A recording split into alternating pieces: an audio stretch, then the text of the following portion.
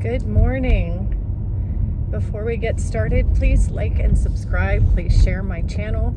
Please comment whether you agree with me or not. I love having you here. I've noticed that there are a lot more people having conversations on this channel. That's exactly what I want. I love the conversation. So thank you all so much for being here. Excuse me while I navigate these semi trucks that are in the middle of the road. We have a line of semi trucks here parked in the road. That happens. Okay, so today I'd like to talk a little bit more about the science, or I should say I don't know if it's the psychology, the biology, the science behind what they call manifestation, which also coincides with, if you follow along with the Bible, it coincides with the things that Jesus talked about, where we take every thought captive, where our thoughts are important, where we have our heart, thoughts and our feelings and our thoughts come from our heart, and then it's processed through our brains. And Jesus was a strong supporter of our words and how our words can affect us and life and people and everything in life that takes place are affected by our words. So we have to be careful what we say. We even have to be careful of what we think. The Bible tells us that when outward sin is physical sin, but then we can even sin in our thoughts.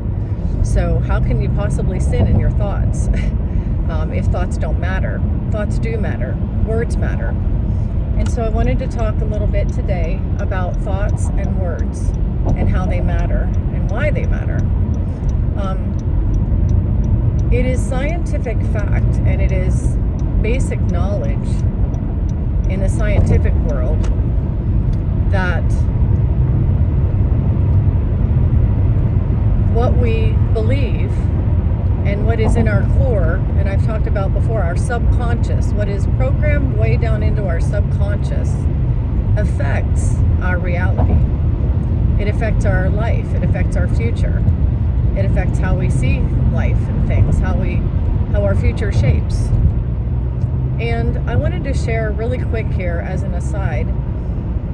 There are people who believe in the Bible and believe it by faith and say, I believe in God, I believe in Jesus. Jesus is my Savior.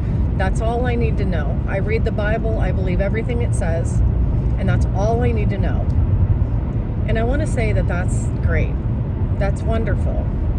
I would never criticize anybody for having faith in the Bible, for reading the Bible and believing it, and for following what their spirit tells them as they read the Bible, because that is definitely, the Bible is a book that, it's not just a book. It's written in a spiritual form. It guides us in spiritual ways. It teaches us not by intellect, but by spirit. And what a great way to learn, by connecting directly to the Holy Spirit and having the words on the page sink deep down into who we are, to the core of who we are. The Bible is a wonderful book. I have never read the Quran. I've never read any other books of any other religions, because I was born in the Western world and I was adopted into Christianity.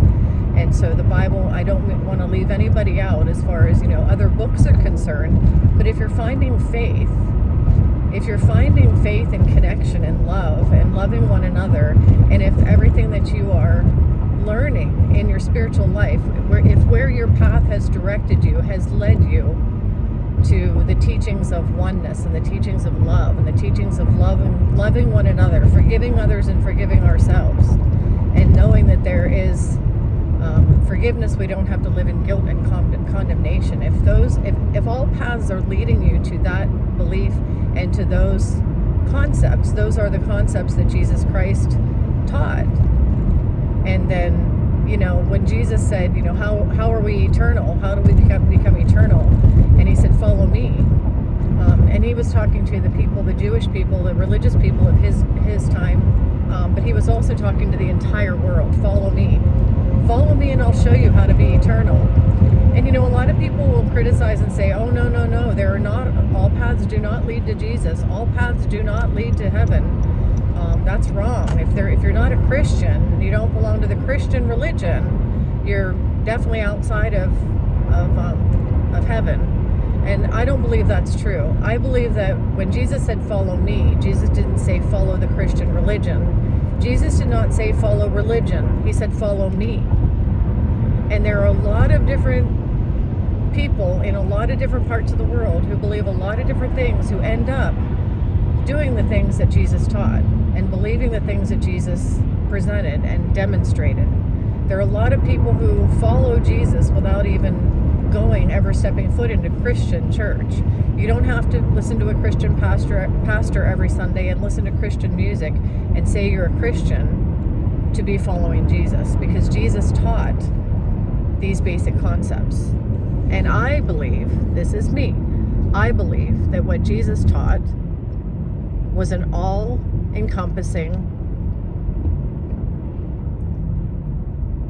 general concepts in how to be spirit, how to know where we come from, the spirit that we come from, and who we are. And Jesus said, this is for the Jews and the Gentiles. And you have to think, who were the Gentiles? The outsiders, the ones who weren't Jewish, the ones who didn't belong to the Jewish traditional religion. And Jesus said, this is for all who come to me. So I don't believe that people of other religions can't come to Jesus. And I don't believe that in order for them to come to Jesus, they have to convert to the Christian religion, the Christian church. I do believe they need to follow the principles and the things that Jesus taught, which many of them do. But do they have to belong to the Christian church? I don't believe that, because the Christian church was created after Jesus. And Jesus never told us to create a Christian church that divides us from all the people in the rest of the world. So that is my belief. That is my belief. So back to the subject at hand, which is the manifestation and how it works scientifically. For all those people who believe in the Bible and nothing else and don't want to question anything, God bless you. I would never criticize you. For all the people who like to explore and question and ask and have questions answered and look at science and look at math, and who think with a logical mind and who like to dive into deeper explanation and exploration of what these spiritual things really mean in the physical world, God bless you too, because we're all different. Some people are creative, some people are mathematical, some people are scientific, some people follow the arts and they're more artistic, some people are super highly intelligent, some people are and I don't want to call anybody less intelligent, but there are levels of IQ and higher intelligence, and some people like to really dive into a lot of details, and some people like just the whole general picture. And you know what? None are wrong. None are wrong. We are all different, and that's okay. It's okay to be different. I think that criticizing other people's differences is one of the main things that Jesus told us not to do. Don't criticize other people's differences. Celebrate other people. Celebrate other people, and celebrate the fact that we are all different, but we all need to get along. We don't condemn other people just because they're different from us. So, in exploring the manifestation is, and some people say, well, that's a New Age word, and New Age is from Satan. Okay, manifestation is a New Age. Maybe it might be a New Age concept to you. It may be a New Age word to you, but Jesus manifested. He didn't say the word manifest. He didn't say think it and believe it and it's yours. He didn't say name it and claim it. He didn't say those things because he lived in a different time frame than we do. But the concepts of what Jesus taught are the concepts of manifesting. How do you think miracles could possibly take place? How could a blind man see, and how could a lame man walk if these things weren't manifested? They were manifested by faith. These people had faith. They touched Jesus's robes, and all of a sudden they could walk when they never walked before. They touched Jesus's robes and they believed, and all of a sudden they could see where they could never see before. We may not put the word manifestation on those miracles, But in the scientific form, they're one and the same. They are one and the same. Because the way things are manifested is that we just know that something is true.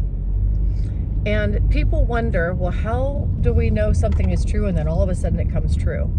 There's kind of a disconnect between, okay, I believe it, I know it's true, I have faith, and all of a sudden it is mine.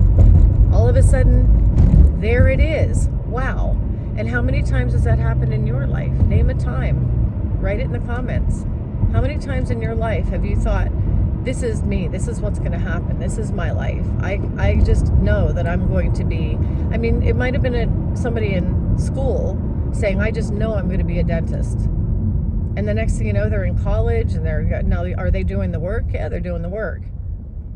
But things just kind of seem to open up for them in a lot of ways. You know, paths open up, and the next thing you know, they're a dentist saying, I remember that day that I wrote in my journal, I'm going to be a dentist. Never thought I'd see the day, but here I am, I'm a dentist. And even more miraculous than that, there are people who say, I just know he's healed. Somebody who has a horrible disease, and they'll just lay their hands on them and say, I just know he's healed. He's healed. He's well. He's okay. And then that person gets up and walks, and that disease is gone. Those things happen. They happen in the modern day world. They happen all the time. So how does that happen? And I'm going to tell you how it happens. This is the scientific explanation for how this happens. We have thoughts, and we don't know what creates thoughts. We don't know what make up thoughts. Science has not been able to determine what a thought is made of. Consciousness has not been defined yet. However, wave and particle and all the things that we see as physical have been explained. Wave and particle are possibilities. When we look around us, we're looking around at possibilities. Life is not made of, when I look at this, I see trees. I see buds on the trees. It's spring. Yesterday was the first day of spring, and now I'm seeing buds on the trees. I see trees with buds on them. Is that the only possibility? Could these trees be possibly dead? Could these trees be all sprouted with leaves? Could these trees possibly be different types of trees? There are endless, limitless possibilities of what reality could look like. Because the reality that I'm seeing right now is not the only reality there is. And I know that it might be hard for some people to wrap their minds around, but this is all scientific. Our brains, there are so many other things that our senses could experience that we don't experience because our brains want us to live in a world where it's comfortable for us, where we're not exploding with too much. If we saw everything there was to see, if our senses allowed us to open up and see everything, it would be too much for us to handle in this form that we're in. We're in a human form. We're in this experience, and our brains filter out a lot. And I mean a lot of this experience. Our brains filter through, and our senses provide for us the things that we see. Now, how do I know that there are other things out there that we're not seeing daily?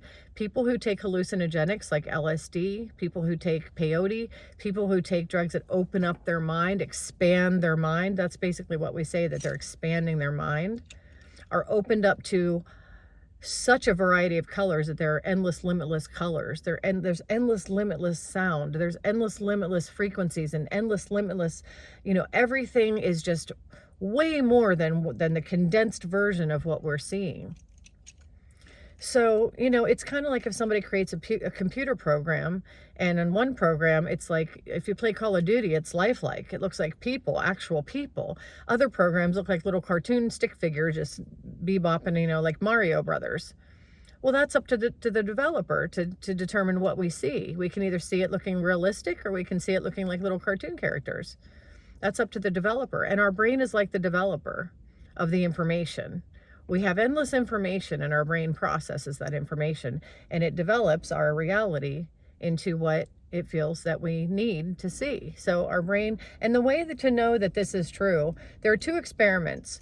One experiment was they had a bunch of people looking at a screen, and people were passing a basketball back and forth. You might have heard of this one. And they watched this video and everybody's passing the basketball, and the video ended and they're like, okay, yeah.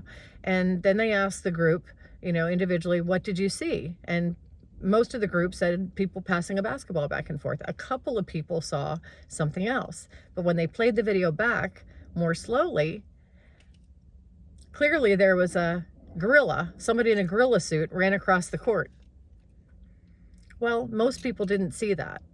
They saw the people passing the basketball because their brains were expecting them to see people passing a basketball. Their brains weren't waiting for a gorilla. Their brains weren't anticipating that there would be a gorilla. So their brains didn't process. Their brains filtered out the gorilla. Their eyes did not tell them there's a gorilla. So that's one experiment. The other experiment is if you've ever seen one of those things where somebody gives you something to read and it says, okay, read this paragraph, and all the vowels are missing. It's only consonants. And we can read it perfectly. Why is that? There are no consonants. There are no vowels. They took all the vowels out, but we can still read the paragraph as if it had all the vowels in it. Why is that? Because our brains are anticipating that there's a consonant in there. Our brain is filling in the gap. So our brains do that as we walk through our reality. Our brains filter out the things it doesn't anticipate that we will see, and our brains filter in, they fill in the gap, it fills in the gap of the things that we're not seeing that our brains think we should see. So our brains have the ability to do this. They're like processors. And so when we think thoughts, now when our thoughts are subconscious, say that we had, and I've used this example before, say that we had a parent who told us we were no good. One person had a parent who said, you're no good and you'll never amount to anything. Another person had parents who said, you're wonderful and you can do anything you want. This person, and it doesn't always happen this way, we fight it. We do have the ability to fight it. But oftentimes the person who was told they're no good will end up in a life, they'll end up a drug addict in prison, committing crimes. Their life will go downhill. These are very dramatic examples, but that's a worst case scenario. But they could end up like that because they were told that's who you are. The person who was told you can be anything in life might end up being a brain surgeon, or they might travel the world, or they can go anywhere. They're making lots of money. They're living a life of freedom. They're a travel blogger and they can just do whatever they want. They're living a free lifestyle because they were told you can. Now, how does that happen? Our brains filter out the things it thinks that we should be, and it filters in the things that it thinks we should be. So the person who was told all their life, who was programmed to believe they're not going to amount to anything, they have the same possibilities as the other person. We all have the same possibilities in front of us. But one person's brain filtered in things like, instead of being introduced to somebody who would help them get a college scholarship, that person might have been sitting in the same college classroom. The person who would get them a college scholarship was sitting in the classroom, and the person who would deal them drugs was also sitting in the classroom. One person, the one who was told they're no good, happened to meet the drug dealer in that classroom. The other person who was told everything is going to be wonderful in your life happened to meet the person who's going to help them get a scholarship. They both had those opportunities. They both had the same possibilities, but one migrated naturally toward a particular thing, and the other migrated naturally toward a particular thing because their brains were creating what it thought their subconscious wanted. The one guy's subconscious was saying, oh, this guy's no good, so you need to produce a life of no good, no good, no good. This is what we are. And the other person was like, I can do anything. And so that person's brain processed a life of, we're going to see more things that support that. So one person sees more things that support their narrative, and the other person sees more things that support their narrative. It's not that life changes around in front of us. All the possibilities are there. It's just that we see and we observe the things that are there for us, that support the us who we believe we are, and our brain filters out the things that don't belong to that category. So if I know that I'm successful, I'm going to see the doors open to success. I'm not going to see closed doors. I'm going to be looking, my brain is going to be looking around for all the open doors. If I believe I'm not successful, my brain's going to be looking around for all the closed doors. So this is the science, and this is again, I have, 15, 20 minutes to describe this to you, but you can watch endless YouTube videos on the science of this and how it really works and how the brain really processes, how the neurons fire. We're made of electromagnetic fields and neurons and things. We have atoms, we have protons, electrons, and neutrons. We have there are quarks inside of each of those. We have neutrinos. And if you want to get into videos and really dive into how all this stuff scientifically works, it scientifically works. You can watch way back in my other videos, and I describe a little bit more in detail about how these things scientifically work.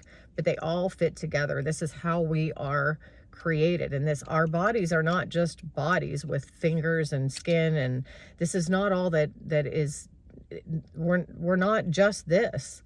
We are a machine. We are a constant thought processing, almost like a computer generated, better than any AI you could ever think about machine. That's why when they say AI, it's artificial intelligence. We are created to be the intelligence. But if you see how AI operates, look at that, and then multiply it by millions and zillions, and you can't even multiply it by enough to know how we operate. That is how we operate. But we are operating from a collective consciousness field that is part of the source, the creator, the I all, the I am. And God said his name is I am. I am that. I am powerful. I am strength. I am limitless. Because we are part of the creator. God said he created us in his image, and that's what he meant by that. He didn't mean I created you to have a nose because I have a nose. Now, maybe he has a nose. I wouldn't have any idea. I haven't met him in person yet. But I know that when he said he created us I created you in my image, he meant the limitless being that we are. We are parts of that source, parts of that limitless, endless field of knowledge and compassion and love and light. We are part of that field, of that source, the I am. So that is what I had to talk about today on my way to work. Time to get in. It's Friday, yay, and it's spring, and there are buds on the trees, and I'm so excited to get out and start taking some pictures of the early spring. But that's it for today. I hope you're all having a great day, and I will talk to you next time.